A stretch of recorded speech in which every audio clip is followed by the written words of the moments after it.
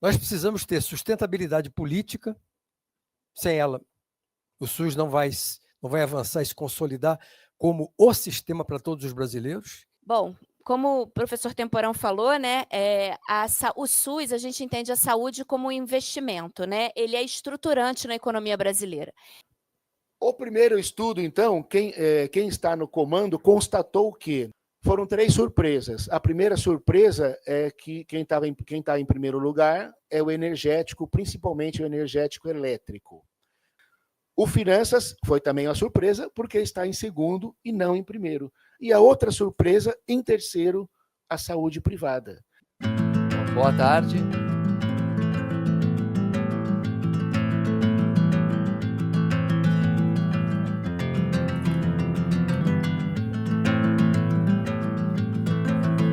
Bom, pessoal, boa tarde. Vamos dar início à sessão especial focada em economia da saúde, intitulada Desenvolvimento, como fortalecer o complexo econômico industrial da saúde. Eu sou o Gabriel Brito, repórter do Outra Saúde, que faz parte da comissão organizadora do seminário. Agradeço a presença de todo mundo e de quem está assistindo online também. Nós temos a presença de José Gomes Temporão, ministro da Saúde entre 2007 e 2010, pesquisador da Fiocruz. Também foi consultor do BNDES na transição do governo anterior para o atual, na reorganização, participou ativamente da reorganização do Ministério da Saúde e faz parte das elaborações econômicas do chamado Complexo Econômico Industrial da Saúde. Também temos aqui a presença da Rosane Kuber, diretora do Instituto de Tecnologia em Imunobiológicos, a Biomanguinhos, fábrica de insumos farmacêuticos da Fiocruz. Tem mandato na instituição até 2029, biomédica com especialização em bioquímica e vigilância sanitária, também esteve diretamente envolvida na negociação com a AstraZeneca, que garantiu a transferência de tecnologia para a capacitação da produção nacional da vacina contra a Covid-19, num momento, acho que todo mundo concorda com isso, um momento histórico aí do SUS e da própria indústria da saúde do país. E por fim, o Eduardo Magalhães Rodrigues, pesquisador do Centro de Estudos de Saúde Coletiva e pós-doutorando em Saúde Pública pela Universidade de São Paulo, publicou estudos sobre a financiarização e concentração de capital na saúde ao lado do economista Ladislau Dobor. Sua pesquisa de doutorado é intitulada Quem está no comando? Poder entre grupos econômicos hegemônicos no Brasil, na qual ele analisa a construção dos grandes grupos privados do setor de saúde, em especial ao que denomina Sete Irmãs, conforme a exposição que ele vai fazer mais para frente aqui com vocês. Vou passar a palavra inicialmente para o José Gomes Temporão, que terá meia hora para fazer a sua exposição.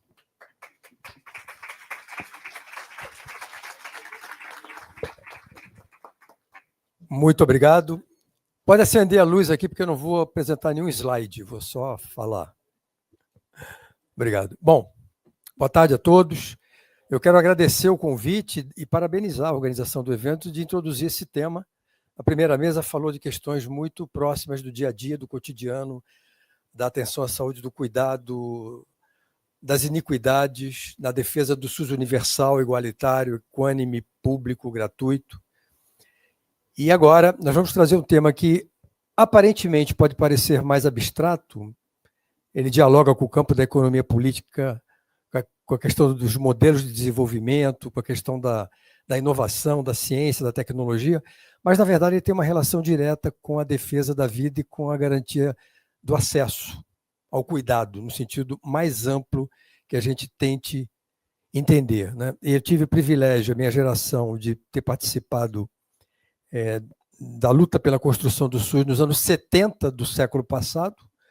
Ano que vem, o Centro Brasileiro de Estudo de Saúde, o SEBS, o Zé Rubem de Alcântara Bonfim está por aqui, ali ele, ó, vai completar 50 anos, não é isso? O livro do Davizinho está sendo lançado hoje, relançado, Davi Capistrano, um dos seus fundadores, junto com o Sérgio Aroca, que naquela época era estudante de medicina, mas já militava no SEBS.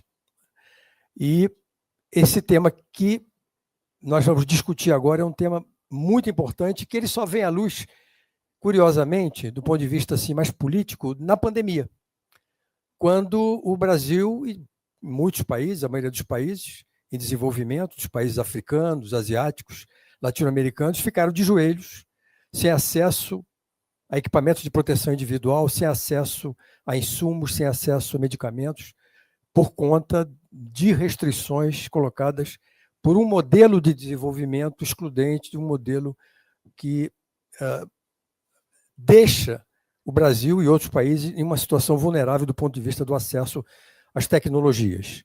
Deixa eu seguir aqui o meu guia. Na verdade, o que nós estamos discutindo aqui são relações assim, e isso agravado neste momento pelos ataques dos Estados Unidos, do presidente Trump, ao país, à economia brasileira, à soberania brasileira, onde essa questão também do acesso às tecnologias é um tema que está colocado na mesa, né? Então, no fundo, estamos discutindo aqui são as relações entre soberania, autossuficiência, autonomia, e isso, na verdade, explicita tensões entre modelos distintos de concepções de desenvolvimento, né? Entender e discutir o complexo econômico industrial é um avanço no sentido de que a gente rompe a visão tradicional e limitada de que saúde é gasto, né? Ou de que apenas olhamos para a organização do cuidado, ou como o sistema se organiza, né? E aí buscamos, então, neste debate, incorporar uma nova visão da saúde como um dos pilares de um novo modelo de desenvolvimento.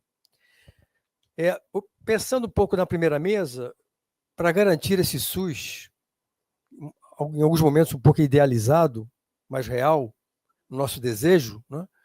Nós precisamos ter sustentabilidade política. Sem ela, o SUS não vai avançar e se consolidar como o sistema para todos os brasileiros, que hoje ele não o é. Nós temos que ter sustentabilidade econômica e nós temos que ter sustentabilidade tecnológica, e é disso que nós vamos conversar aqui, da sustentabilidade tecnológica do SUS. Na verdade, podemos dizer que o que estamos defendendo aqui é um tema que é visto de maneira muito diferenciada por vários setores da sociedade brasileira.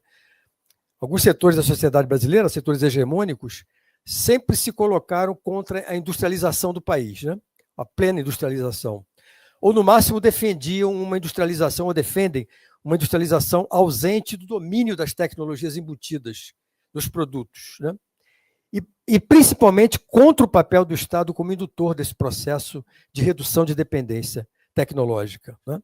E na saúde, a resultante é a manutenção de um alto grau de dependência no terreno dos produtos industriais, sejam eles de prevenção, de diagnóstico, de tratamento, de recuperação da saúde. Agora, se nós voltarmos no tempo, muitas décadas atrás, numa perspectiva histórica, quando Oswaldo Cruz volta do estágio que ele fez do Instituto Pasteur, em Paris, no final do século XIX, ele traz com ele o que havia de mais moderno do ponto de vista de conhecimento e de tecnologia para enfrentar as doenças infecto-contagiosas prevalentes naquele momento. Ou seja, naquele momento não havia diferença do ponto de vista tecnológico entre o que a França tinha domínio, era capaz de produzir, e que o Brasil, através de iniciativas como a construção do Instituto Soroterápico de Manguinhos, do Rio, e aqui em São Paulo, Vital Brasil, Emílio Ribas e outros fizeram o mesmo caminho, né? Mas isso muda no final da Segunda Guerra Mundial. O padrão tecnológico da indústria farmacêutica brasileira, por exemplo, um dos segmentos, né, até então não diferia muito do padrão tecnológico dos países centrais. Isso muda radicalmente, né? O desenvolvimento dos antibióticos, né, e mudanças nos processos produtivos na indústria farmacêutica, desenho racional de moléculas, por exemplo, fizeram com que as indústrias locais perdessem competitividade, perdessem espaço. Isso aliado a essa visão das elites de que o Brasil, na verdade, tinha a vocação de ser um grande celeiro para o mundo e deveríamos ser compradores de tecnologias desenvolvidas fora, né, fizeram com que a gente perdesse espaço. E o não investimento em ciência, tecnologia e inovação, aliado em todo esse processo. Mas nós temos que ver essa questão e esse debate também como um acúmulo de processos ao longo de décadas. Em vários momentos, o Brasil tentou reagir a esse alto grau de dependência, né, com algumas políticas interessantes, né? Eu quero me referir, por exemplo, políticas e eu diria também produções intelectuais, produções acadêmicas, né, que ajudavam a pensar esse processo, né? É claro que por trás do nosso debate aqui tem a questão, tem Marx, tem Schumpeter com o Conselho de Instrução Criadora, tem Celso Furtado, desenvolvimentismo, enfim, tem todo um arcabouço teórico por trás disso. Mas eu me referi aqui nos anos 70 à criação, pelo governo militar, pela ditadura militar, da Central de Medicamentos, né? A Central de Medicamentos tinha, além de ser um programa de distribuição, de ampliação do acesso, tinha uma vertente de internalização de produção de princípios ativos, de farmoquímicos, né? Que chegou a ter até um relativo desenvolvimento, e a SEMI depois é encerrada nos anos 80, a Dib Jatene era o ministro da Saúde então, quando ela terminou o seu desenvolvimento e encerrou suas atividades. Eu quero também me referir a uma produção acadêmica de Ezio Cordeiro, que foi o livro A Indústria da Saúde no Brasil, quando ele cunha o termo de complexo médico-industrial, em 1980. Ali, Ezio estava mais preocupado em descrever padrões de consumo de medicamentos, a formação dos profissionais médicos, a influência da publicidade, das estratégias mercadológicas da indústria na prescrição, né? Mas o conceito em si foi um primeiro insight para o que viria décadas depois. Já se falou do PNI, o PNI foi um programa fundamental porque ele ajudou a ampliar o acesso a vacinas e também teve uma relação direta com outro programa que surge em 1986, que foi o Programa de Autossuficiência Imunobiológicos, o PASNI, que foi um programa de investimento em infraestrutura que permitiu que Butantan, Biomanguinhos e outros laboratórios públicos pudessem alcançar um outro patamar tecnológico, um outro nível de desenvolvimento, através de parcerias público-privadas com laboratórios multinacionais detentores de patentes das vacinas naquela época tradicionais, depois a seguir vacinas conjugadas e outras. A política de genéricos, né, dos anos 2000 foi extremamente importante, porque permitiu que a indústria de capital nacional se robustecesse e substituísse as multinacionais farmacêuticas entre as líderes do mercado farmacêutico brasileiro. Hoje, cerca de 40% do mercado farmacêutico brasileiro são de genéricos. A criação da Anvisa foi fundamental. A criação da Anvisa foi um divisor de águas, porque ela permitiu ampliar e garantir a segurança e a qualidade dos equipamentos, medicamentos e outros produtos para consumo humano dentro desse contexto. O BNDES, quando nos anos 2000 cria o Profarma e passa a disponibilizar financiamento adequado para que exatamente a indústria brasileira pudesse se adequar às normas e exigências do novo marco regulatório dos genéricos, né? E também para que investisse em pesquisa e desenvolvimento para o desenvolvimento de novos genéricos, foi um momento importante também. Mais recentemente, a política do primeiro governo do presidente Lula, farmácia popular, o Aqui Tem Farmácia Popular, né, que hoje é digamos assim, um blockbuster, né, como se diz. Na verdade, ele permitiu uma grande expansão do mercado e principalmente uma grande expansão do acesso e, portanto, foi um vetor importante de fortalecimento dessa visão. Um outro momento importante, aí eu era ministro, foi quando pela primeira e única vez o Brasil quebrou a patente de um medicamento, o licenciamento compulsório, de um medicamento do coquetel da AIDS, o Efavirenz, né?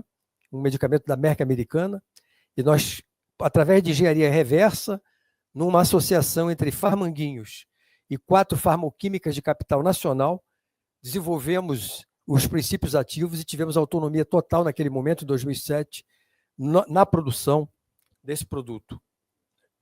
E a criação da Conitec, da Comissão Nacional de Incorporação de Tecnologias em Saúde. A Conitec, na verdade, ela começa lá em 2006, quando eu era secretário da SAIS, nós criamos a CITEC, que foi uma comissão por ato do ministro da Saúde, então, da época, Saraiva Felipe, porque até então o Ministério da Saúde era um balcão. Cada secretaria era demandada pela indústria para fazer com que seus produtos fossem ou não incorporados, né? Então, naquele momento, se inicia um processo de ruptura com esse modelo e, em 2011, uma lei aprovada pelo Congresso, nacional, sancionado pela presidente Dilma, cria a Conitec e, hoje em dia, toda e qualquer tecnologia incorporada pelo SUS tem que ser submetida ao estudo de custo-efetividade pela Conitec, que foi um avanço extremamente importante. Ou seja, o que nós assistimos, portanto, ao longo de décadas, foi um processo fragmentado de iniciativas em vários campos, que, de modo heterogêneo e desarticulado, abordaram e tentaram enfrentar a questão da dependência tecnológica da saúde brasileira, mas sem mudar esse quadro de dependência estrutural.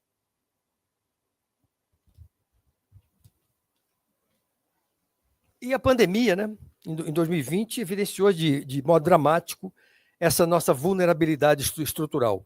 Se nos anos 80, metade dos farmacoquímicos, dos princípios ativos, né, que compõem os medicamentos, eram produzidos no Brasil, hoje o Brasil produz alguma coisa em torno de 10% dos princípios ativos. A dependência aumentou brutalmente e dois fatores tiveram muita importância nesse processo, é importante que seja dito. Primeiro, a abertura irresponsável e criminosa da economia brasileira no governo Fernando Collor, que quebrou praticamente as principais farmacoquímicas brasileiras, e a precoce aprovação da Lei de Patentes em 1996 no governo Fernando Henrique Cardoso, quando a Índia fez exatamente o contrário. A Índia, primeiro, estruturou uma indústria farmacêutica potente, uma indústria de genéricos, para só depois aprovar a Lei de Patentes. E nós ficamos, então, completamente vulneráveis. Esse foi um divisor de águas também extremamente importante. Quando a gente olha para essa dependência do ponto de vista econômico, ela é muito gritante, não é? Nós temos um déficit na balança comercial setorial, ou seja, a diferença entre tudo que o Brasil importa e exporta nas indústrias da saúde, negativo em 20 bilhões de dólares. Né? Nós tivemos 19 bilhões em importações de alta ou média intensidade tecnológica. Então, essa dependência ela se dá principalmente nas tecnologias de fronteira, na biotecnologia, nas tecnologias mais modernas. Né? Tivemos um déficit de 7 bilhões de princípios ativos. Estamos importando 7 bilhões em princípios ativos. Né? Em equipamentos e dispositivos médicos, importamos 4 bilhões. Em vacinas, importamos 1,7 bilhões. Ou seja, nós temos hoje uma dependência em fármacos, 88%, em princípios ativos, em medicamentos, alguma coisa em torno de 30%, e quando a gente soma todos os produtos de base biotecnológica, vacinas, hemoderivados e outros produtos, a dependência chega a 84%.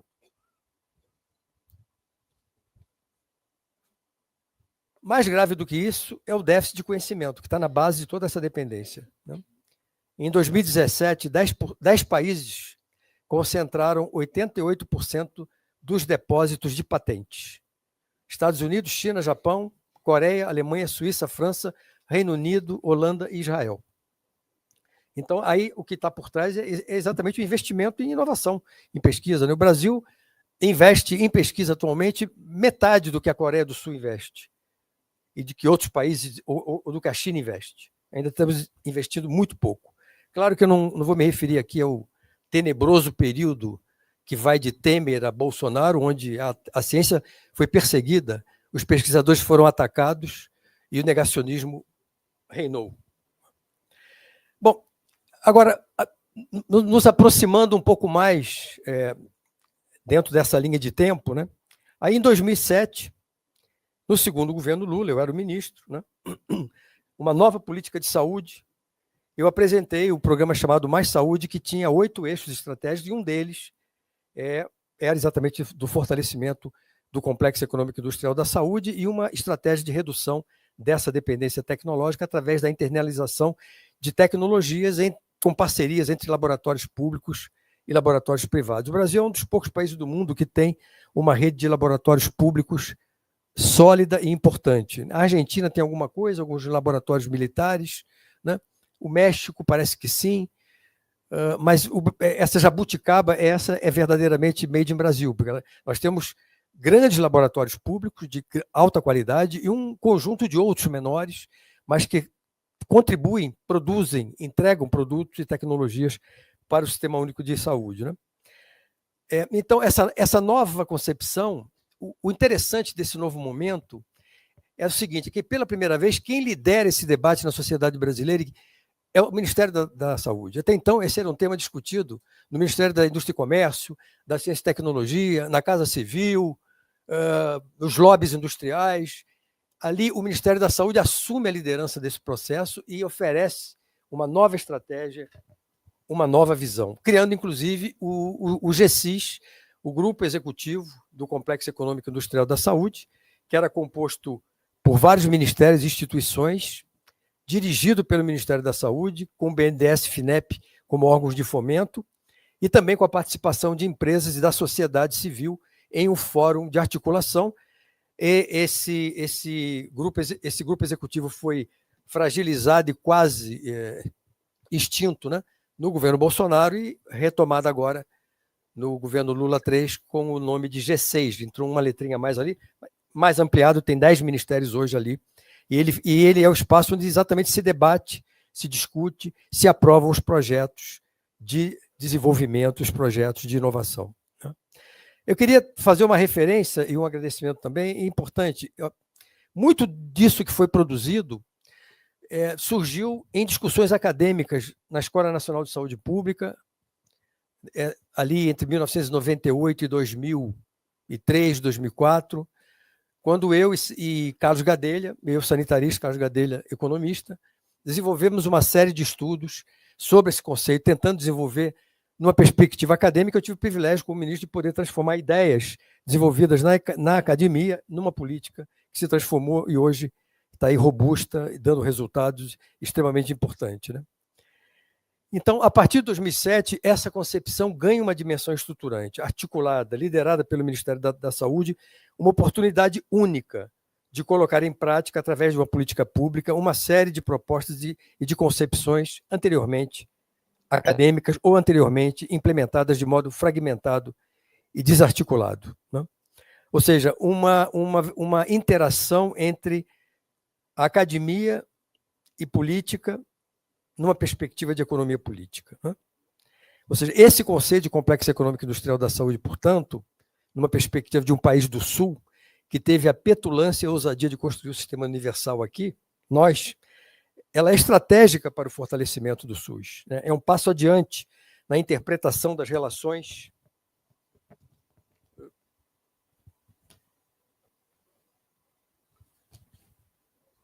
da ampliação do acesso e do desenvolvimento científico, tecnológico e produtivo nesse campo, né? E aí eu queria, já para encerrar minha intervenção, e nós vamos ter aqui, com certeza, 2 apresentações complementares que vão dar exemplos muito concretos e objetivos, reflexões que vão nos permitir aprofundar essa visão. Queria falar rapidamente sobre a dualidade da saúde, né? O senso comum coloca a saúde sempre no campo do cuidado, da assistência, da atenção. Quer dizer, a saúde como uma política social fundamental para a melhoria das condições de vida. Mas a saúde tem uma dinâmica econômica própria, é o outro lado, né? E esse lado econômico, até então, não havia sido tratado de maneira articulada, integrada, com uma visão de desenvolvimento, onde o mundo da saúde, o mundo da indústria, o mundo da inovação, o mundo da ciência e da tecnologia se encontram numa perspectiva de ampliação da nossa soberania e numa perspectiva desenvolvimentista. E por que o Brasil pode e tem todas as condições de executar e de implementar uma política como essa? Porque nós somos um país com 213 milhões de habitantes, né? A conta saúde é entre 9% e 10% do PIB, né? São 12 milhões de empregos diretos e indiretos. A saúde está na plataforma das tecnologias do futuro, né? Biotecnologia, química fina, novos materiais, nanotecnologia, inteligência artificial, né? Novos materiais, já falei, microeletrônica, né? O Brasil ainda tem a maior base produtiva da América Latina, apesar da perda de participação da produção industrial no PIB. Nós temos uma rede de hospitais de excelente qualidade para a realização de ensaios clínicos. Nós temos uma das melhores agências reguladoras do mundo. Nós temos o SUS, onde o poder de compra do Estado, que é muito importante, seja em equipamentos, seja em reagentes, seja em fármacos, seja em bioprodutos, né? Ou seja, o Brasil tem todas as condições, portanto, eu vou dizer mais, de ser um player, né? De ser um exemplo, né? E de se colocar ao lado, por exemplo, de Índia, China e de outros países que desenvolveram suas próprias políticas nesse campo. Depois, portanto, da paralisia de todo esse processo entre 2016 e 2022, agora, com o Lula 3, nós retomamos no novo patamar, né? E eu queria aí realmente elogiar o desempenho da ex-ministra Nízia Trindade, que retomou esse processo, né? E recolocou e introduziu uma mudança muito importante, porque na primeira vertente da política, as transferências de tecnologia, a política se resumia basicamente à utilização do poder de compra do Estado e estratégias de transferência de tecnologia entre laboratórios públicos e laboratórios privados, né? A Anísia introduz uma dimensão nova, que é o financiamento e o estímulo e o fomento de projetos de inovação, né? Inclusive com a introdução de novas modalidades de compras públicas, como foi o caso da encomenda tecnológica, que eu acho que a diretora de Biomanguinhos com certeza vai abordar, que foi uma inovação de compra pública fundamental que viabilizou um passo gigantesco do Brasil no caminho de uma maior autonomia, de uma maior autossuficiência, né? Então, eu diria que hoje nós temos, então, além das PDPs, ou seja, das parcerias de transferência de tecnologia, ou seja, tecnologias que já estão no mercado, nós temos agora projetos de inovação de tecnologias em desenvolvimento. O uso do poder de compra do SUS vai viabilizar que essas tecnologias possam estar sendo oferecidas à população e ampliando o acesso da população brasileira no Sistema Único de Saúde. Sintetizando, o que o Brasil tenta fazer, e está neste momento fazendo, primeiro, é entender a saúde como um espaço de desenvolvimento. Segundo, temos que ter uma política de Estado voltada para a redução da vulnerabilidade tecnológica do SUS, centradas em tecnologias estratégicas para o país. Temos que ampliar os investimentos em ciência e tecnologia, fortalecer os órgãos de fomento como o BNDES e a FINEP, aperfeiçoar a legislação de compras governamentais com a utilização de poder de compra do Estado, estimulando empresas inovadoras e abordagens inovadoras, e o potencial do Brasil nesse campo é imenso. Nós precisamos ter uma base produtiva e tecnológica nacional, onde as políticas de saúde, de indústria, de inovação e de ciência e tecnologia, uma perspectiva desenvolvimentista, garantam a sustentabilidade tecnológica do SUS. É isso aí, um abraço.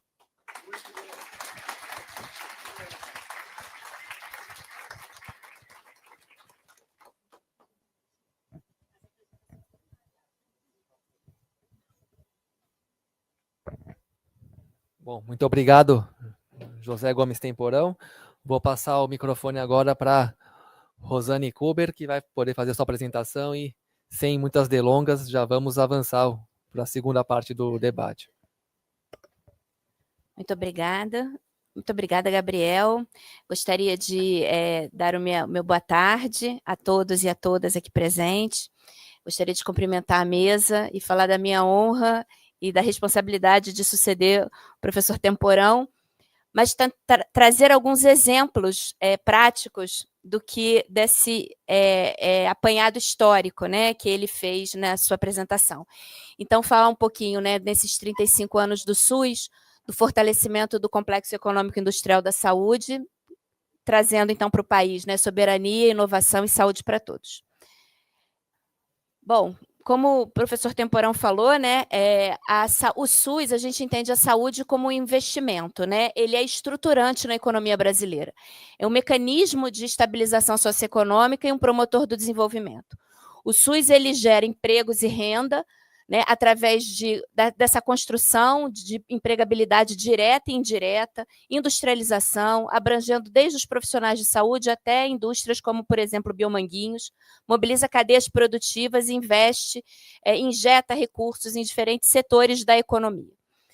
Também preserva o capital humano. A partir do momento que a gente tem uma saúde universal, o sistema mitiga absenteísmo laboral, amplia a produtividade, sustenta a capacidade funcional da população economicamente ativa, funcionando, então, como uma garantia da manutenção da nossa força de trabalho.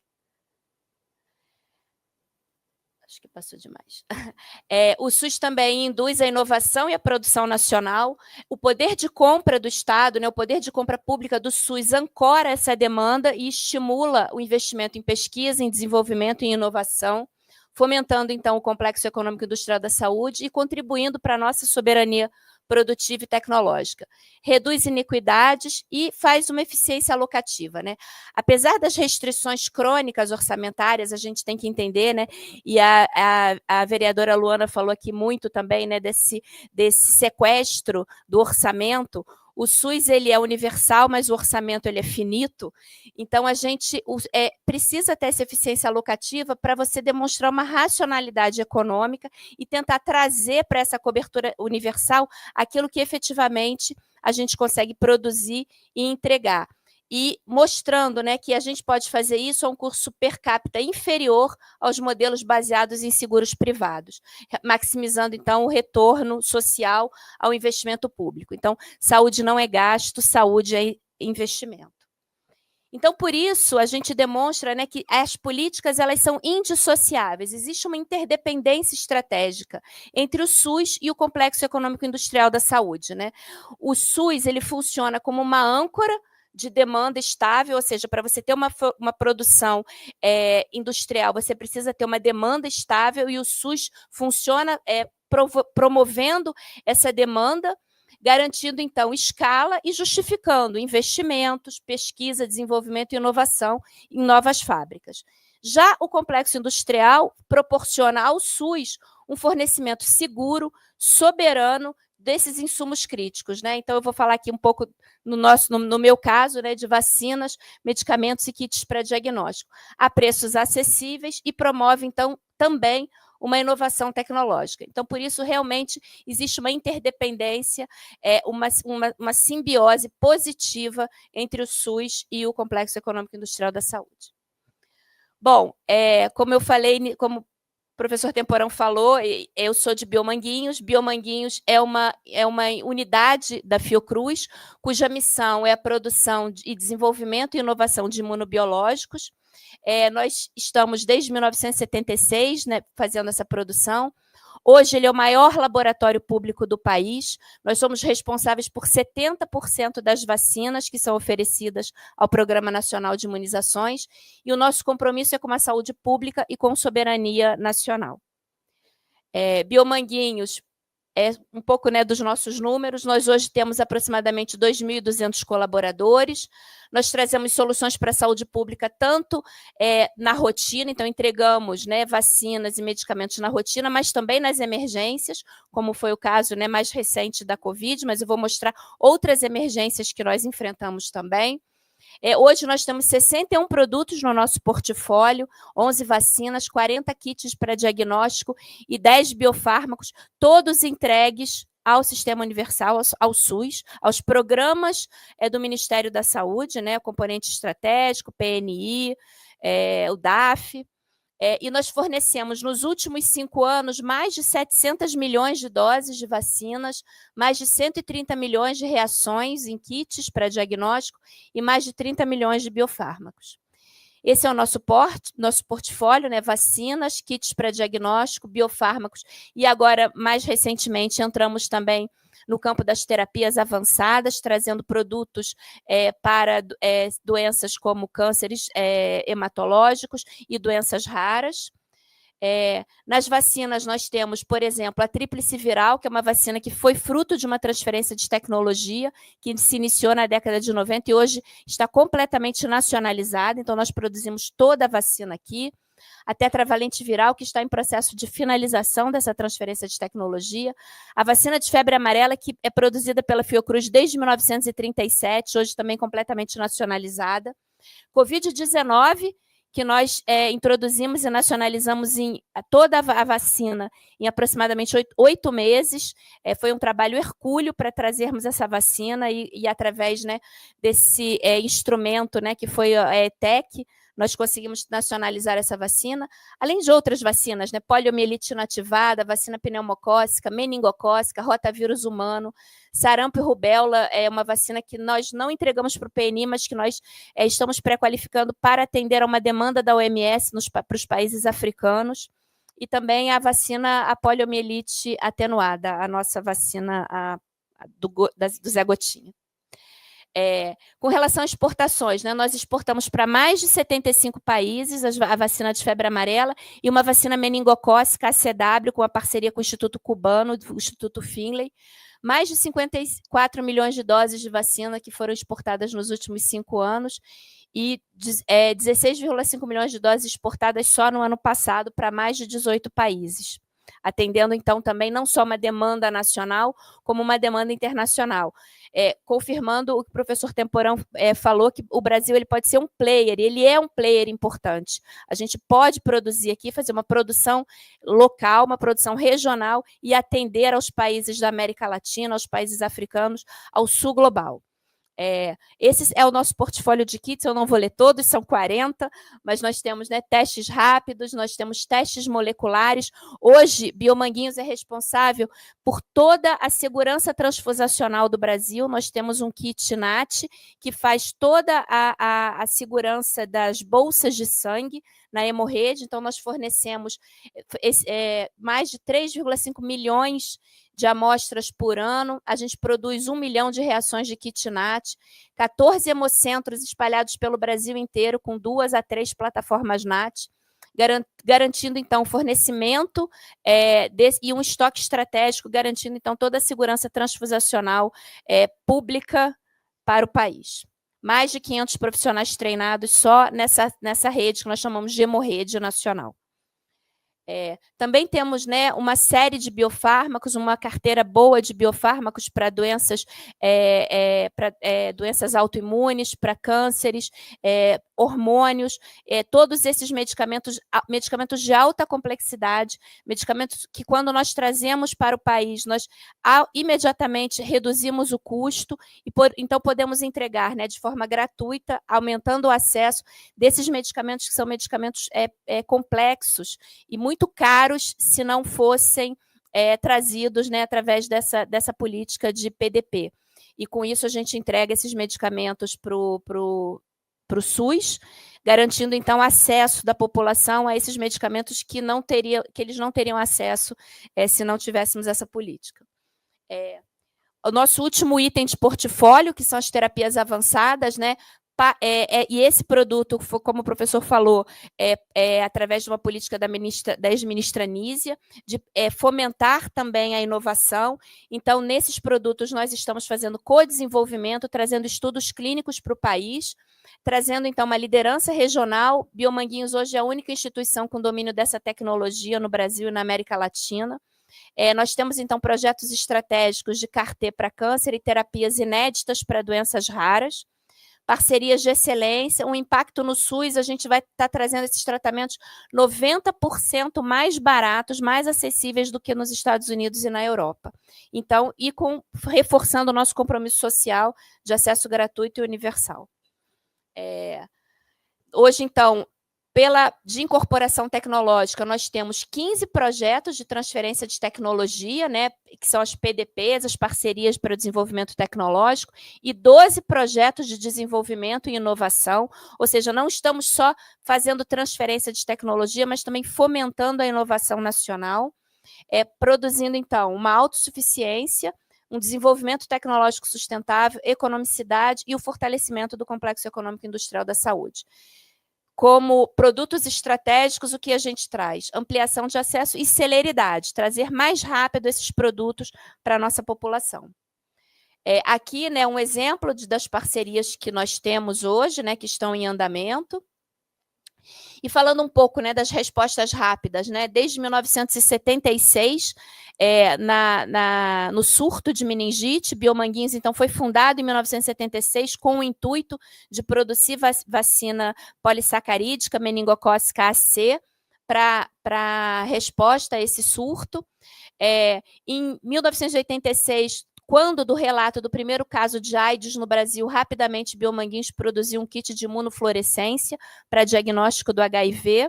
Em 94, trabalhamos fortemente na eliminação da poliomielite, introduzindo, né, um sorotipo da polio para conter um surto no Nordeste. Então, desde 1989, a gente teve o último caso de infecção por poliovírus selvagem na Paraíba, graças a essa rápida introdução desse sorotipo aqui no Brasil.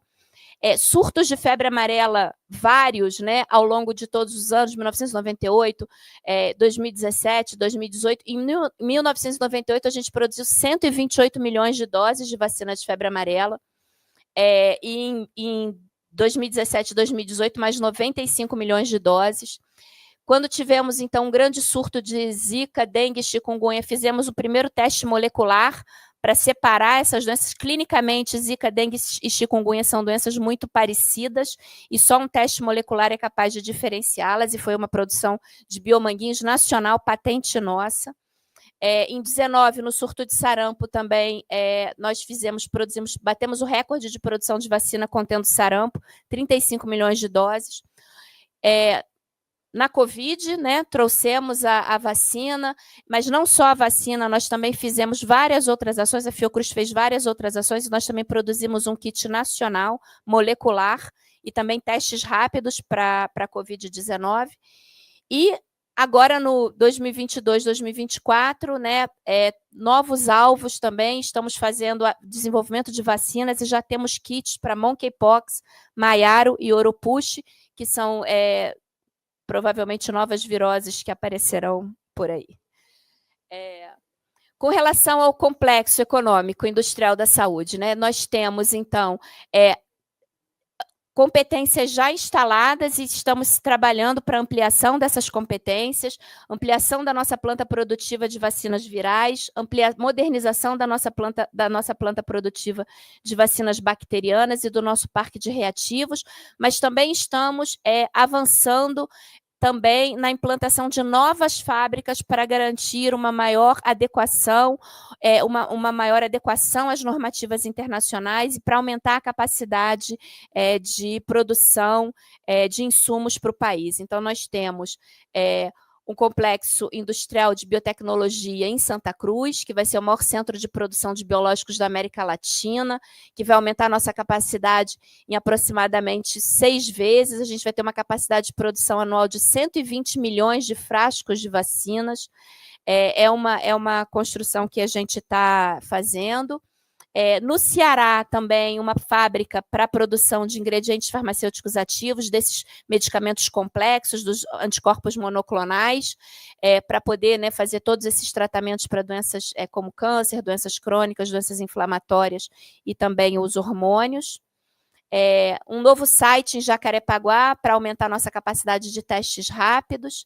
E a nossa pérola e a flor do nosso jardim, que é a plataforma de RNA mensageiro. Nós temos essa vacina completamente nacional, patente brasileira, depositada no INPI. Fomos escolhidos como um hub da OMS e da Organização Pan-Americana de Saúde para produção de vacinas de RNA mensageiro. Inovação em vacinas, a nossa primeira vacina que está agora, né, com estudo pré-clínico concluído, estudo toxicológico em andamento, e que vamos começar um estudo clínico, é a vacina de RNA mensageiro de Covid, nacionalizando então essa plataforma no país, mas temos outros alvos importantes, né, de agravos nacionais, como leishmaniose, febre oropouche, tuberculose, febre amarela, zika, ou seja, essa plataforma de RNA mensageiro, ela é uma plataforma não só importante para vacinas, mas também para vacinas preventivas, mas também para vacinas terapêuticas, e vai nos dar, então, um avanço científico e garantir a soberania nacional nessa plataforma. Estamos sendo até procurados, né, para que a gente passe essa tecnologia, que a gente ensine para os outros países. Então, já estamos com um projeto em Gana, Zâmbia e em Guiné-Bissau, passando para países africanos, como alcançar essa autossuficiência em produção, em tecnologia de RNA mensageiro.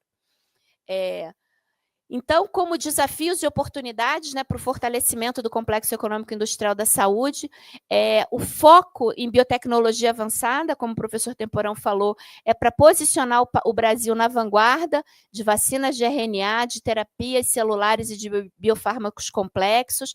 A gente precisa expandir a nossa capacidade produtiva e, por isso, investimos em novas plantas e modernização das estruturas já existentes. E uma liderança global, entender que podemos assumir uma liderança na produção de vacinas e biofármacos para doenças negligenciadas que afetam o sul global, reforçando, então, esse papel geopolítico do Brasil. Nossa missão aqui é fortalecer as Américas, exportar cada vez produtos com um melhor preço para os países africanos e para países também da Ásia. Mas nem tudo são flores, né? Algumas coisas podem ser melhoradas, né? A gente entende que existe ainda algumas contradições estruturais, né? Existe um descompasso entre o expressivo investimento público que está sendo feito, né, na capacitação tecnológica e produtiva dos laboratórios oficiais, mas ainda a política ela pode ser melhorada, porque a gente entende que ainda existe uma ausência de mecanismos de compra que priorizem efetivamente a produção pelos laboratórios públicos. Hoje, quando as PDPs terminam, quando as transferências terminam, os laboratórios entram em pé de igualdade com os laboratórios privados. E, às vezes, né, os laboratórios públicos eles têm uma certa dificuldade, principalmente em garantir preços, né, em brigar pelos preços com algumas grandes multinacionais. Então, uma mensagem, né, que a gente pode deixar e pensar é como garantir que esses investimentos que estão acontecendo nos laboratórios públicos se traduzam depois na compra pelo Estado desses produtos, né, e que esse descompasso, esse desbalanceamento seja melhor visto, né? Então, a gente entende que ainda existe uma ineficiência do modelo global, os laboratórios do modelo atual, né, os laboratórios públicos estratégicos e os produtores privados, eles têm condições de estrita igualdade, desconsiderando, então, os objetivos macroestratégicos de soberania sanitária. O ideal é que a gente realmente reforce a produção pelos laboratórios públicos, garantindo, então, essa soberania, essa autossustentabilidade nacional. Então, como proposta, né, de mecanismos de priorização, a implementação de instrumentos legais e de gestão que assegurem uma demanda garantida e a preferência de aquisição para os laboratórios públicos em produtos considerados estratégicos para o SUS, para os quais houve investimento, né? A gente recebe dinheiro do governo, então é importante que isso seja visto e que realmente reforce essa internalização tecnológica.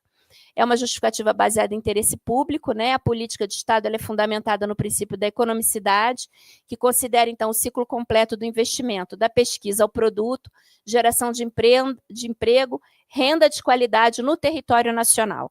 Então, é importante que a gente sempre reforce, né, o papel dos laboratórios públicos dentro da política de PDPs.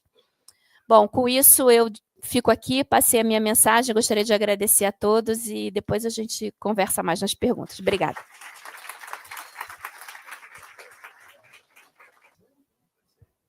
Muito obrigado, Rosane.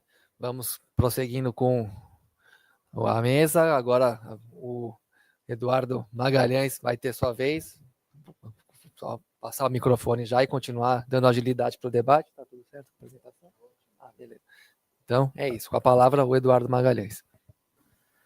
Boa tarde. Estão me ouvindo?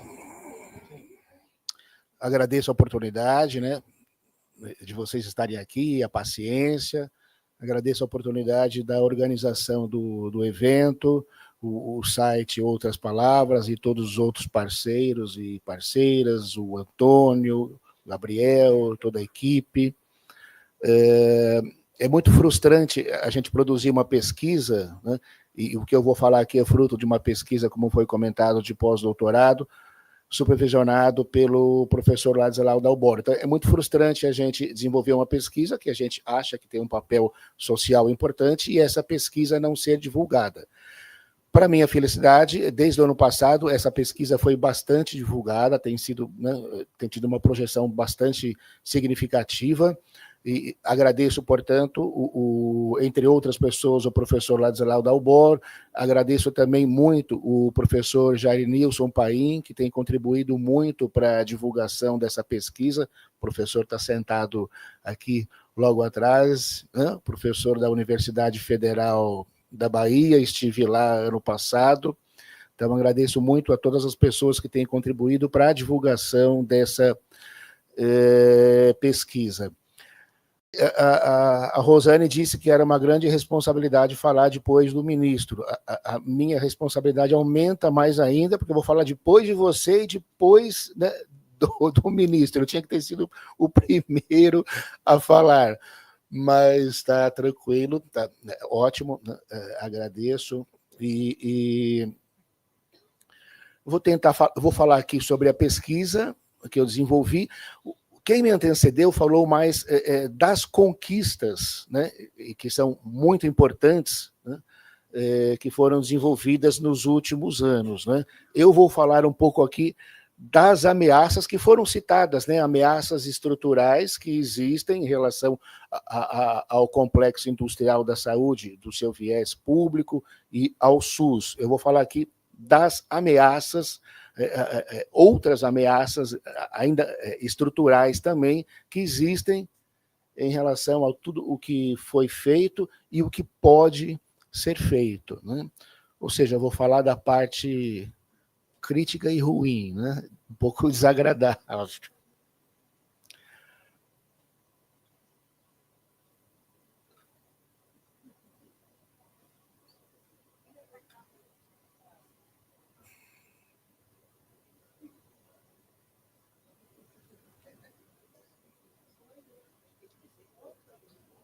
Tá. Bom, como eu disse, essa pesquisa ela foi bastante divulgada e, por incrível que pareça, para minha surpresa, em um dos lugares onde ela foi divulgada foi no jornal Folha de São Paulo. Ele levou assim uns 2 meses para aparecer lá. Esqueci o nome da jornalista, mas é bom que eu tenha esquecido o nome da jornalista, porque ela se empenhou muito, muito mesmo, para que essa pesquisa fosse publicada. No início, a ideia era de publicar a pesquisa específica só da área da saúde, né? Mas para que a gente conseguisse que fosse publicado, foi publicado o primeiro estudo, onde, como está aqui o título da matéria, né? Energia, finanças e saúde são os setores com mais conexões acionárias, indica estudo. Então, a gente falou da saúde nessa matéria, mas também falou um pouquinho dos outros setores, e as coisas estão conectadas.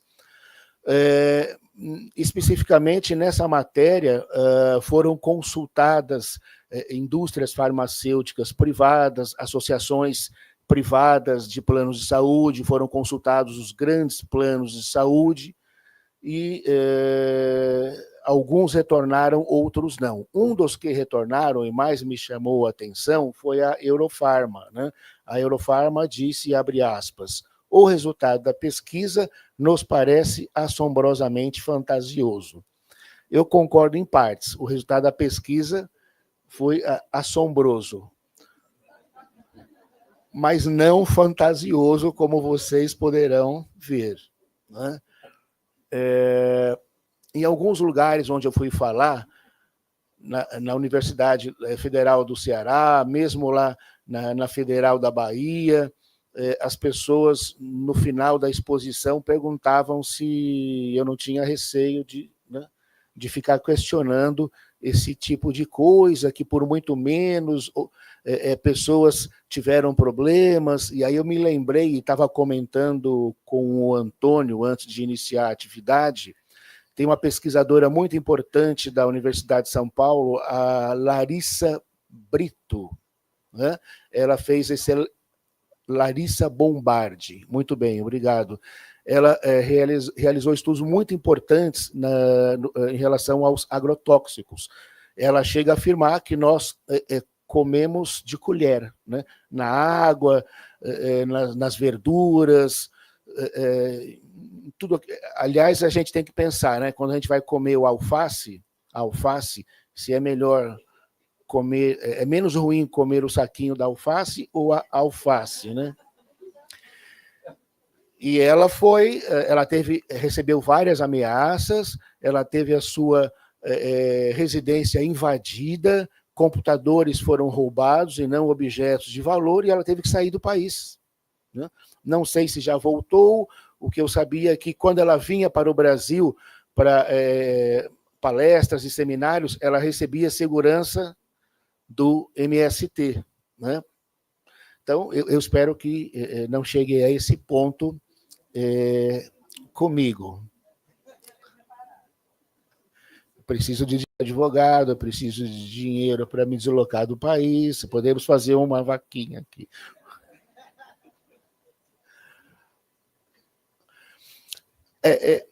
Como o tempo não é muito largo, né, e eu disse que são podcasts, entrevistas por escrito, vídeos, esses slides vão ficar à disposição. Então, quem quiser se aprofundar, cada uma dessas imagens são linkáveis, né? Então, são entrevistas de algumas horas.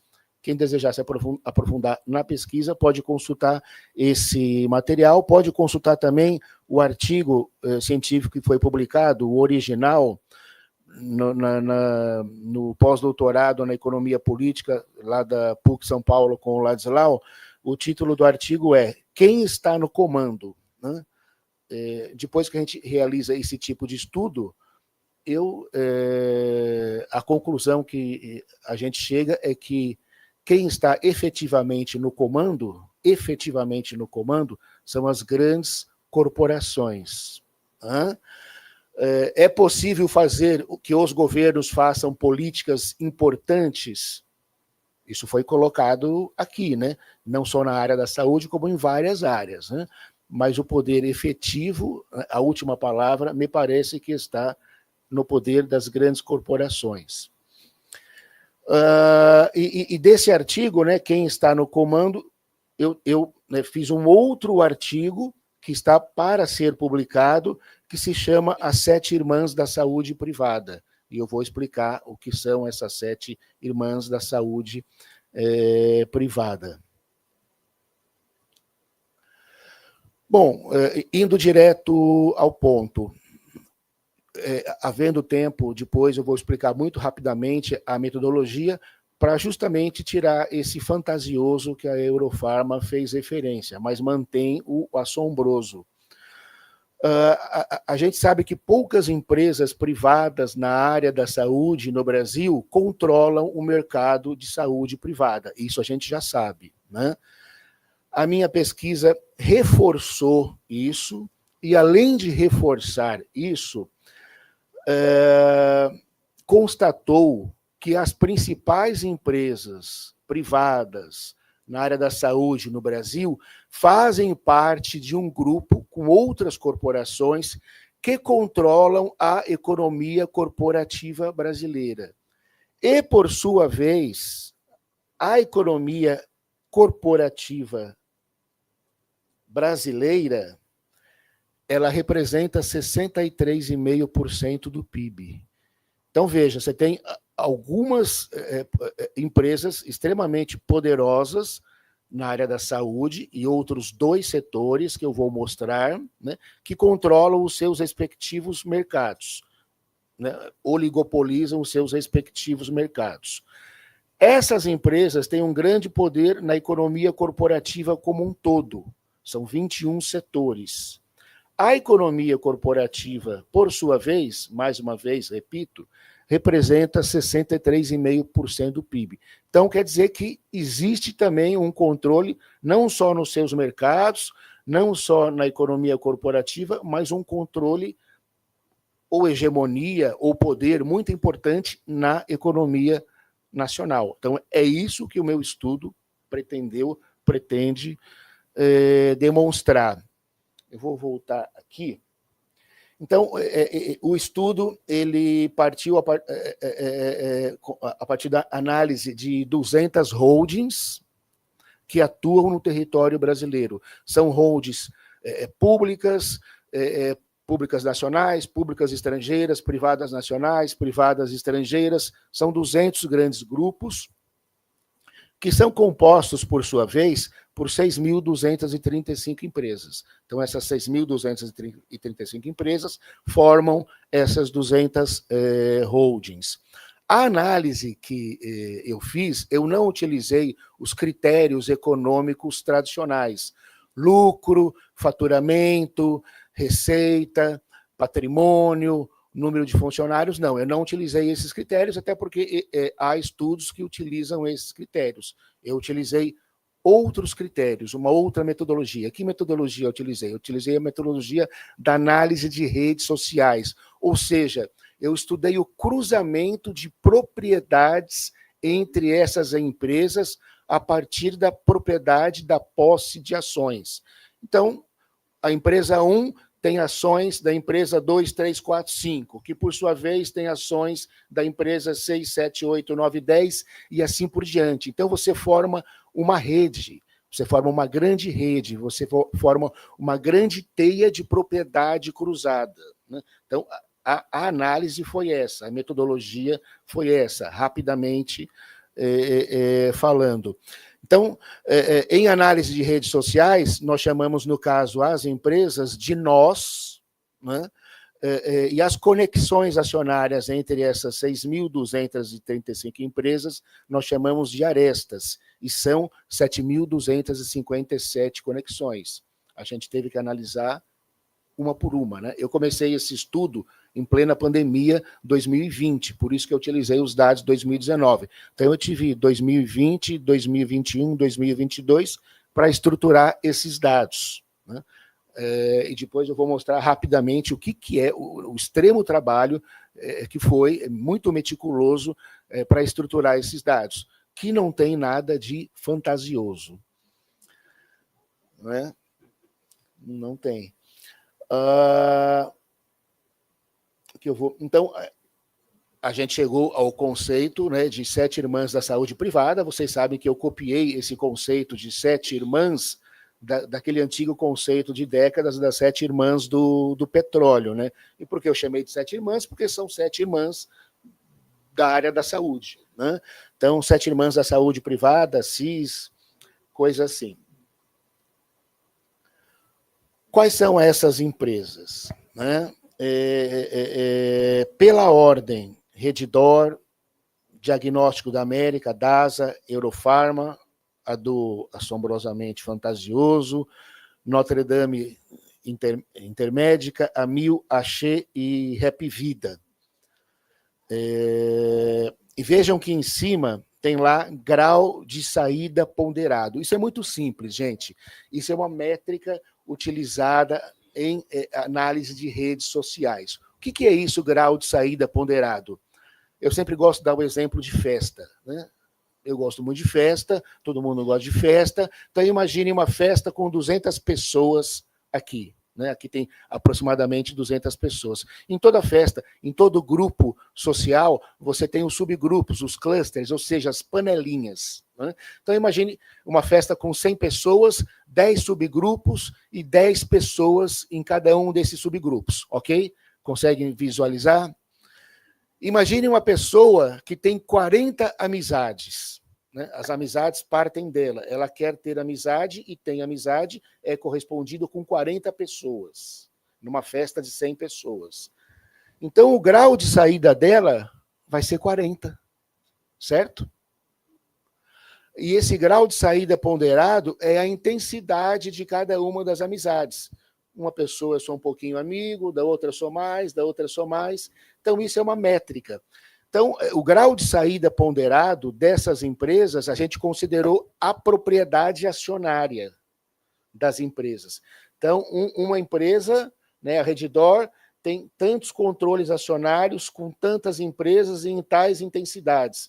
10% das ações, 50% das ações, 99% das ações.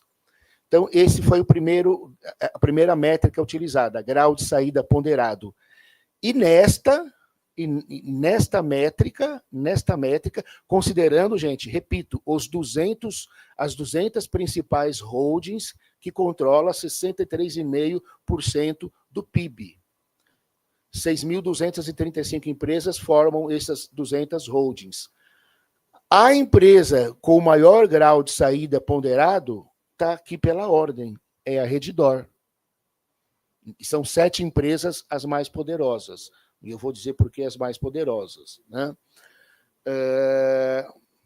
Então, gente, o poder das empresas privadas na área da saúde, laboratórios e planos de saúde, ele transcende o mercado de saúde, ele transcende a economia corporativa, chegando na economia nacional, né? Por isso que o título do primeiro artigo é Quem está no comando. Eu sou um pouco apocalíptico, tá, gente? Mas é baseado em ciência.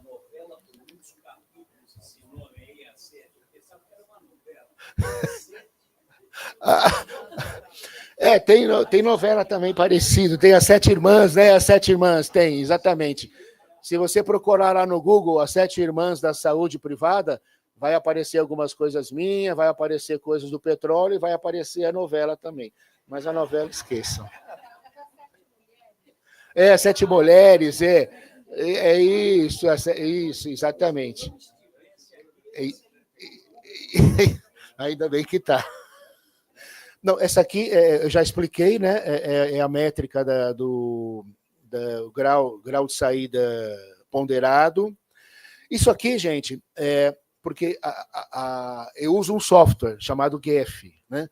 Primeiro você tem que estruturar os dados, que é um negócio monstruoso, meticuloso, no Excel. Aí você exporta tudo isso, 6.235 empresas, 7.257 conexões, você exporta isso para o GEF, ele processa, produz essas métricas e produz aquilo que a gente chama de sociogramas, que é esse emaranhado, que é esse novelo. E esse sociograma é baseado no grau de saída ponderado. Por isso que o nomezinho da Redditor está lá em destaque, né? Então, as diferentes cores das conexões depende da quantidade de ações que uma empresa tem da outra, né? Então, se tem de 0 a 10 é uma cor, se tem de 20 a 30% das ações é outra, e assim vai. E a largura também das conexões. Com mais ações é mais larga, menos ações, menos larga. Aí, dando um zoomzinho aqui, né, vocês percebem que é um negócio louco. Então, isso aqui são os 200 grupos. 6.235 empresas, 7.257 conexões, que representa 63,5% do PIB. Então, esse emaranhado. E esse programa ele é muito bom, o software, porque você pode aproximar da parte que você quer, você pode ver o detalhe que você quer, e é um software livre, tá? Aproximando um pouquinho mais, a gente vai vendo aí, ó, vejam quantas conexões, quantas empresas, né? É o emaranhado. Esse estudo, até onde eu sei, não existe no Brasil. Eu não descobri isso. Por quê? Porque eu me baseei no estudo que foi feito em 2011 por um Instituto Federal Suíço de Zurique. Eles publicaram esse estudo utilizando exatamente essa mesma metodologia, só que em nível global. E quem me apresentou esse estudo em 2012 foi o professor Ladislau Dalbor. E aí, depois de muitos anos, né, caiu a minha ficha e eu resolvi fazer a mesma coisa aqui no Brasil. Exatamente, é esse estudo. Exatamente. O professor Ladislau, ele fez um artigo jornalístico, se vocês entrarem no site dele, ele resume, né, ele explica de maneira bastante didática isso que o colega está falando, sobre esse estudo, né? Petróleo, finanças, ou seja, são poucas empresas que controlam, né? Pouquíssimas empresas. É um dado assombrosamente, né? assombroso, mas não fantasioso. Eu vou pegar no pé da Eurofarma. Olha lá, aí aproximando, gente, vocês vão vendo que é um negócio complexo mesmo. Você tem as larguras diferentes das conexões acionárias, as cores diferentes. E aí eu dei uma aproximada. Essa aí é o nó, é a bolinha referente à rede DOR. Muito bem. Eu usei um outro indicador que é muito importante. Imaginem a festa com 100 pessoas. Tem uma pessoa que é super popular, que entre 100 pessoas tem 40 amizades. Então, ela tem um grau de saída alto, e um grau de saída ponderado alto. Então, é uma pessoa popular na festa, que influencia aquele grupo social. Agora, imagine uma pessoa que só tenha 10 amizades na festa. De 100, ela só tem 10. No entanto, ela tem uma amizade de cada um dos 10 subgrupos, e é só ela que tem essa amizade em cada um dos subgrupos. Então, apesar do grau de saída dela ser 10, muito menor do que 40, ela é uma pessoa extremamente influente na rede. Por quê? Teoricamente, se ela for embora da festa, acabou a festa. Você vai ter 10 festinhas. Então, essa pessoa controla o fluxo de comunicação na rede. E controlar o fluxo de comunicação na rede, em qualquer rede, é controlar a rede. Né? Então, essa centralidade, essa métrica, centralidade e intermediação, é muito importante. É o nó, né? A gente chama de nó, que tem o poder de ponte, de intermediação na rede, de ligação de alguns nós com outros nós. Então, você controla a rede. Quem vai se comunicar, quem vai se relacionar, tem um poder muito grande. Nessa métrica, continua, eu estou falando aqui só das empresas privadas de saúde, né? Continua as mesmas 7 irmãs, só que a Rede DOR já não é a primeira, né? Eu vou mostrar num quadro seguinte, mas ela está logo lá na frente. Vocês entenderam essa, né? É muito importante, né? A centralidade e intermediação. Gente, essa metodologia de análise de rede, ela pode ser aplicada em várias áreas do conhecimento, inclusive na transmissão de doenças. Né? Epidemiologia em rede, isso está aí surgindo. Então, ela pode ser aplicada na história, para você ver quem são as pessoas realmente mais importantes na história. Pode ser aplicada para ver quem é mais importante numa empresa, num partido político. Né? Tem uma aplicação muito grande e é muito interessante essa metodologia, inclusive na economia política da saúde. Então, vejam aqui, né, onde tem a bolinha, essa redinha, onde tem a bolinha vermelha, o nó vermelho. Se ele sair daí, a rede se desmanchou. É o nó vermelho que controla a comunicação, o fluxo da rede, ou seja, controla a rede. Né? Aqui são exemplos simples. O primeiro estudo, então, quem está no comando constatou que o setor, entre os 21 setores da economia que compõem a economia corporativa, que representa 63,5% do PIB, foram 3 surpresas. A primeira surpresa é que quem está em primeiro lugar é o energético, principalmente o energético elétrico. Por que foi surpresa? Porque eu não imaginei que fosse o energético elétrico. Eu imaginei que fosse o de finanças. O finanças foi também uma surpresa, porque está em segundo e não em primeiro. E a outra surpresa, em terceiro, a saúde privada. Isso são números, gente, são estatísticas. Né? Eu não inventei o software, eu não inventei as fórmulas, tem fórmulas para isso, e eu não vejo aí nada de fantasioso, só vejo de assombroso. Quanto? 4 minutinhos. Eu vou acelerar muitíssimo. Olha, gente, aqui que está o X, então. Os 200 grupos, eles representam 0,03% dos CNPJs ativos. Então, só os 200 grupos em si, que representa 63,5% do PIB, já é uma elite. Já é uma elite, certo? Só que dentro dessa elite tem outra elite. Por quê? Está ali. 20% das empresas dos nós controlam, tem 80% do controle acionário. Então, mesmo daquela elite, você tem uma elite dentro daquela elite. 20% da empresa controlam 80% das propriedades. Aliás, essa proporção de 20 e 80 é comum em rede. É comum em rede, se vocês forem pesquisar. E mesmo dentro dessa elite da elite, tem uma outra elite da elite da elite, que é o 1% das 6.235 empresas, que acaba caindo em 62 holdings, que controlam quase 1/4 do controle acionário da propriedade. Né? Então, isso sim é assombroso e não é nada fantasioso. Daquelas 62, aí que nós chegamos, né? 15 são da energia elétrica, 9 de finanças e 7 da saúde, que são justamente o que eu chamo de 7 irmãs da saúde privada.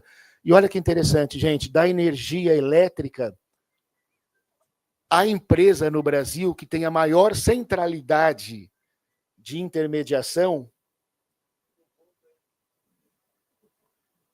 de todas as 6.235, a que tem a maior centralidade de intermediação, ou seja, aquela que controla todo o fluxo das 200 holds, 6.235 empresas, não coincidentemente, é a Eletrobras, que não coincidentemente foi privatizada,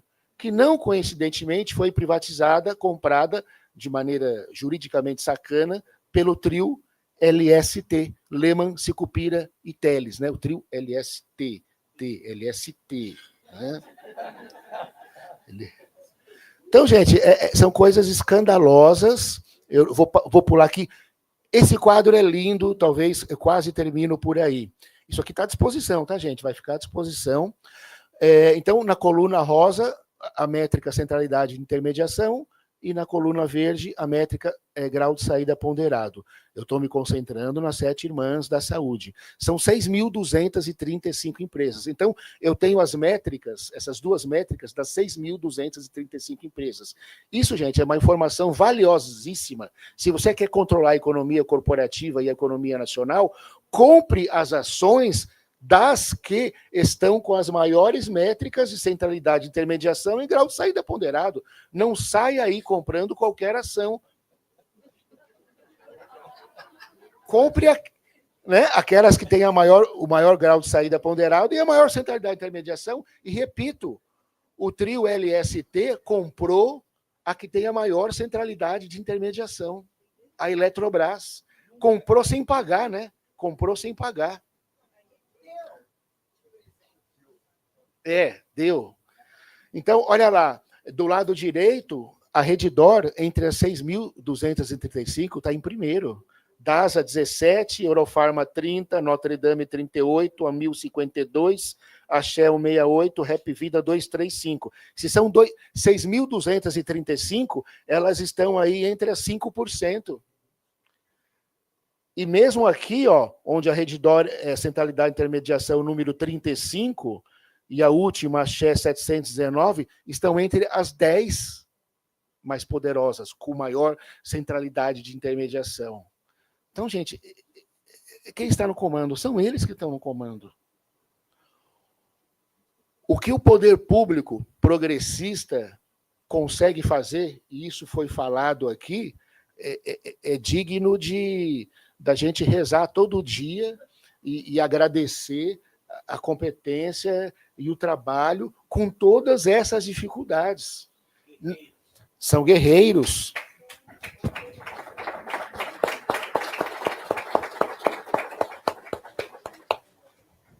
Estão trabalhando duramente num ambiente adverso.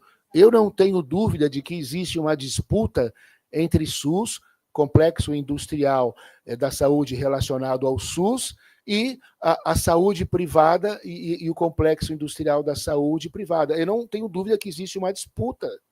Os planos de saúde, eles querem que o SUS desapareça, para que todo mundo pague a sua mensalidade no SUS. Imaginem o SUS com muito mais recurso, e existe recurso,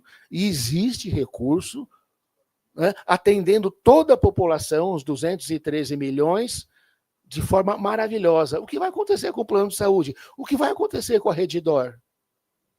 E aí, para finalizar, que é a parte mais odiosa, eu nem vou falar sobre as últimas fusões, né? Esses dados que eu apresento para vocês é de 2019. As fusões continuaram.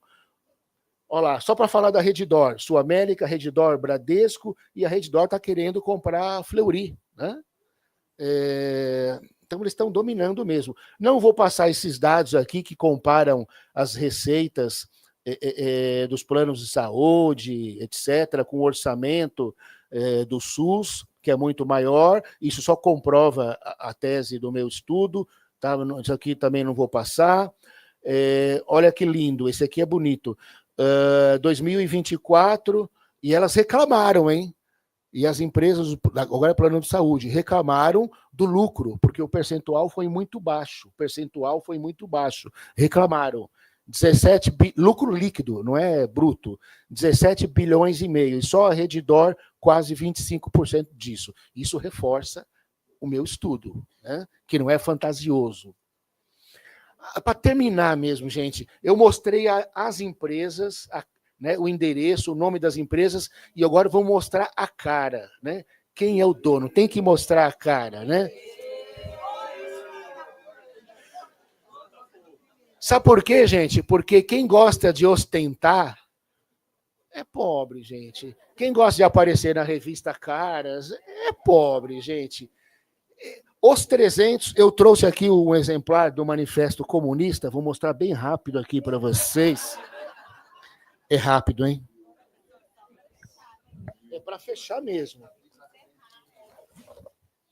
Eu trouxe aqui um exemplar do Manifesto Comunista. Eu comprei semana passada, né? Os dados para fazer essa pesquisa eu tirei de outro texto subversivo, que são os 200 maiores grupos, publicado pelo jornal Valor Econômico, que é da Rede Globo, os dados para produzir essa pesquisa. Então, é outro material de esquerda subversivo, e o outro é esse daqui, né? Para ninguém contestar os dados, dizendo que são assombrosos. É só para mostrar. Aqui eu não vou... Né? Gente, olha só aquela seta vermelha. Os 300 representam 0,501% da população e eles têm 17% do PIB, 2 trilhões. O patrimônio pessoal dessas 300 pessoas é quase a metade de todos os salários dos trabalhadores do Brasil, de privado, público, informal, durante um ano. E isso são informações públicas, porque esse valor é bem maior, porque não está contando o quê? Imóveis, aplicações financeiras, obras de arte, joias, paraíso fiscal, tá? Aí, aqui eu não vou nem passar, isso vai ficar à disposição. Aqui, gente, estou comparando esses trezentinhos da área da saúde, os bilionários da área da saúde têm um patrimônio pessoal de 104 bilhões de reais. 104 bilhões de reais. Isso é muito maior, espero que esses números que eu coloquei não estejam errados, tá? O orçamento da Fiocruz, da Anvisa, ANS, Empresa Brasileira de Serviços Hospitalares, Hemobras, Fundação Nacional de Saúde. O patrimônio de 16 bilionários da área da saúde, pessoal, é muito maior do que esses orçamentos. Então, a colega e o colega aqui, o ministro... A Rosane fazem milagre, né? Conseguem fazer milagre, né? E parabéns, né? Aqui, para terminar, a cara deles, tá? O MOL é da Redditor. Ano passado, ele tinha 13 bi. Esse ano, 30. O Cândido Pinheiro, da Rap Vida, e o filhinho dele, é 8 bi, o outro é mais pobrezinho, 1,6 bi. Esta mulher aqui embaixo, Alice Junqueira, é companheira do Jorge. Então, ela e mais 5 filhos, esse de cima, esse de cima, ela e mais 5 filhos, são 6 pessoas, cada um, para não ter briguinha na família, tem patrimônio pessoal de 3 bilhões e 100 milhões. E o O patriarcal, né, o branco, o macho, tal, ele tem, né, 30 bilhões, mas deu 3 bilhõezinhos para cada um para não ter briga na família, porque isso é muito chato. Um dos outros bilionários é o Carlos Eduardo, é o da cloroquina, né? Ele é o empresário da cloroquina, e esse aqui, Maurício Billy, é o da Eurofarma, é o do Assombrosamente Fantasioso. Aqui tem mais alguns outros, todo mundo sorrindo, vocês estão percebendo, né? Tem ninguém com preocupação de pagar boleto, né?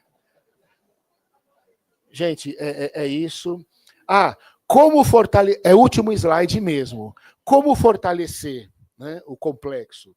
Tem outras coisas aí, mas eu vou só falar essa. O BNDES, através do BNDES Par, nos últimos anos e vários anos, tem vendido ações, tem vendido participações em empresas. Para você ter um maior controle na participação da economia corporativa, do complexo industrial, da área da saúde e de outros setores, você tem que comprar ações estratégicas. E eu forneço a informação de graça aqui, se o BNDES quiser. Eu tenho essa lista das 6.235 empresas. Compre ações de empresas estratégicas com uma métrica de centralidade, de intermediação alta, né, com um grau de saída ponderado alto, para você ter uma maior influência nos complexos industriais, na economia corporativa e na economia nacional. Mas, até onde eu sei, o BNDES tem feito o caminho contrário.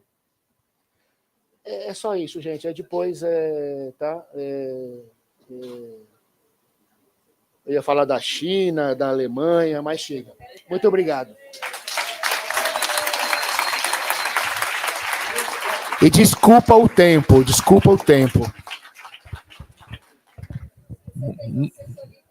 Muito obrigado a todos os expositores e também ao público. Vamos abrir rapidamente para a pergunta, tentar fazer no máximo em 10 minutos, que tempo não tem compromisso, tem que pegar avião. Vamos começar então pelo senhor aqui.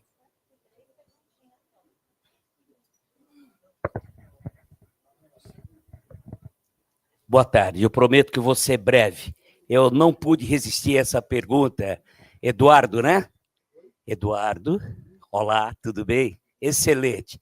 Rosane, eu fiquei orgulhoso,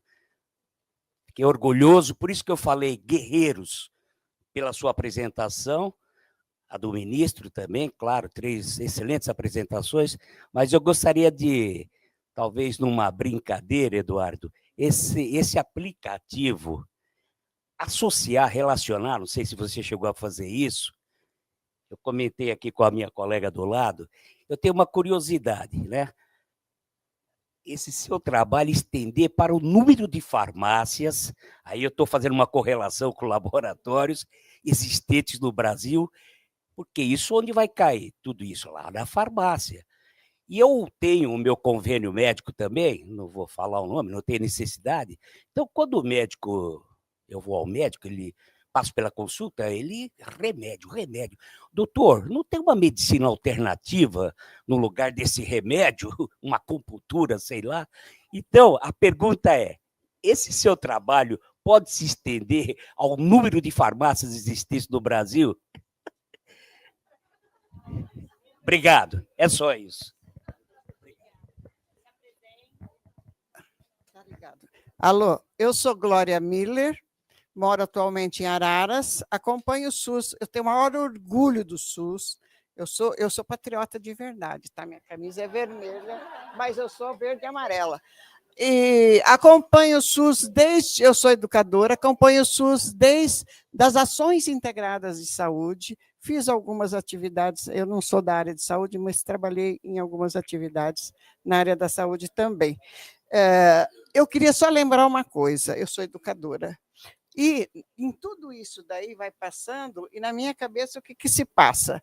O Brasil tem ervas e ervas e ervas medicinais. Cadê a fitoterapia? Cadê a homeopatia? Certo? Cadê a gente tem que copiar o que faz a China. A China está muito bem desenvolvida, e eu fico muito feliz que o Brasil também está, porque nós temos gente aqui muito inteligente, né? Nós temos PICs, inclusive, né? Que americano não gosta. Mas, então, eu fico muito orgulhosa disso, eu acompanho sempre. E só que quem que usa? A China e a Índia, eles têm a medicina deles, baseada no quê? Nas tradições. Então, eles usam as ervas, eles usam os tratamentos alternativos. E nós aqui temos tudo isso, essa riqueza toda, e vamos ser só celeiro do mundo? Não, eu acho que a gente teria que valorizar isso. Passa pelo princípio, vocês falaram, eu conheço a Larissa pessoalmente, porque eu fui uma das fundadoras aqui em São Paulo do Fórum Paulista de Combate aos Impactos Agrotóxicos e Transgênicos. Acompanho o fórum até hoje. Participo muito do Comusan, eu saí de São Paulo, mas não saí, né? Participo muito do Comusan e fui também, estive na fundação do OBSAMPA, que é para observar a questão da alimentação, da segurança alimentar. Então, a alimentação é uma coisa muito básica para mim, porque é uma questão de vida, e a saúde também. Eu tenho 79 anos, eu não tomo nenhum medicamento de farmácia, certo? Eu só uso fitoterápicos, eu tenho fibromialgia, eu vou levando com as groselhas da vida, e com as ervas baleeiras, e etc., e a gente, o que está aprendendo nas faculdades? Lá onde eu moro, é cana e cana. E tem agronomia. O que estuda? Estuda até a história do correntão, porque eu fui pesquisar, tá? Dentro do curso de agronomia.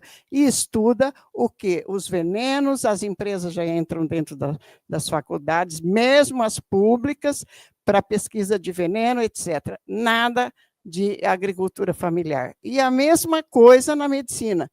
O SUS funciona porque tem enfermagem, porque tem a turma que recebe a demanda. Por isso que funciona, porque os médicos dão mais trabalho do que outra coisa. E, então, eu estou muito preocupada, porque agora ainda eles estudam até sem estudar a pessoa, estudam nos plásticos, né? Então, nós estamos cada vez, tudo isso crescendo bonito, e nós estamos com um problema sério, porque quem está comandando, quem está no comando, são empresas que estão assumindo o SUS, e nós temos que brigar por isso. Então, vamos à luta, vamos continuar. Pedir bem rapidinho, porque o temporão a gente combinou que ele sairia às 6. Gente, tá, dá para ouvir? Dá. Eu queria parabenizar a mesa, foi interessantíssimo. Realmente a gente precisa unir esforços aí para a indústria, para a saúde. Eu queria deixar só uma sugestão. Meu nome é Mônica, eu sou médica, infectologista, homeopata, trabalho na vigilância sanitária. E quando a gente pensa em unir as duas coisas, como a Biomanguinhos, a gente precisa lembrar da Farmanguinhos, que já houve uma ação mais forte no território. Então, eu fiz uma expedição agora em julho, no sertão de Mirandiba, onde eles pararam a produção de fitoterápico, e existia essa produção junto com a Farmanguinhos. Eu acho que unindo aí o que o território tem de conhecimento com o SUS, com a tecnologia que é possível, a gente consegue extrapolar e ampliar a nossa linha de produção e devolver para a população a soberania nacional. Obrigada. Bom, vou passar para o temporão primeiro, que está mais apertado de horário. E aí... Não, só queria agradecer a oportunidade, acho que foi muito impactante aqui. A gente teve o privilégio de ver aqui a potência que é a Fiocruz e Biomanguinhos, né? Inclusive agora com esse campo revolucionário do RNA mensageiro, onde patenteado por Biomanguinhos, quer dizer, isso é um sinal incrível. O que é deplorável é a gente perceber que mesmo no governo que nós apoiamos, né, a ciência e a tecnologia estão subfinanciadas e continuam ali. Por quê? Porque o modelo macroeconômico, os juros, né, o rapaz lá do Banco Central, maravilhoso aquele garoto, né? Muito bom, né? 15%, tá lá em cima. Então é isso, quer dizer, quando você olha a pizza, a famosa pizza do Adib Jatene, que ele viajava pelo Brasil inteiro, metade da pizza vai para pagamento do juros da dívida interna. E sobra para a saúde, ó, uma fatiazinha assim de 4%. Caloria lá embaixo. Então, e o privilégio de ter ouvido aqui um estudo brilhante, muito interessante, instigante, e acho que abre N possibilidades de outras análises muito importantes. E obrigado a todos aí por ter nos ouvido com tanto carinho. Um abraço.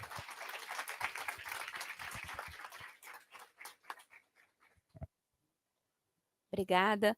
Bom, também gostaria de agradecer a pergunta, né, de Farmanguinhos, respondendo, né, FAR ainda tem um estudo de fitoterápicos, acho que a gente posso levar a mensagem de uma apresentação desse estudo de como é que ele está, mas FAR também tem essa questão, né? Fitoterápicos realmente fica com FAR, bio são mais os imunobiológicos mesmo. Gostaria de agradecer então a todos as perguntas, a participação, agradecer aqui a mesa, excelentes apresentações.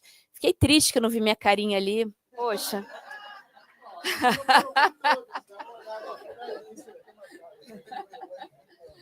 Mas é isso, né? Somos públicos e nosso papel aqui é acesso e não lucro. Obrigada a todos.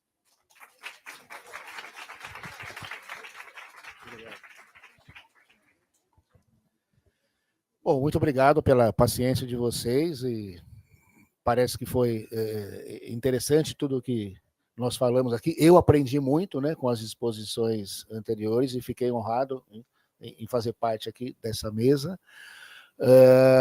Respondendo ao colega, ele falou da... Luiz Antônio, obrigado. Dos 200 grupos, das 200 holdings, 16 são da área da saúde privada. Dessas 16, as 7 mais poderosas foram as que eu apresentei. E tem outras 9 que estão entre os 200 grupos, mas não fazem parte daquilo que eu chamei de 7 irmãs da saúde privada. Dessas 9, quais são? Fleury, que talvez vai ser comprado pela Redditor, Prevent Senior, Unimed Rio, Profarma, Raia Drogasil, Bayer, Grupo NC, Iperama Pharma e Novartis. Tá? Então, tem a Raia, né? Então, e tem umas farmácias, redes que apareceram um pouco no noticiário policial ultimamente, né?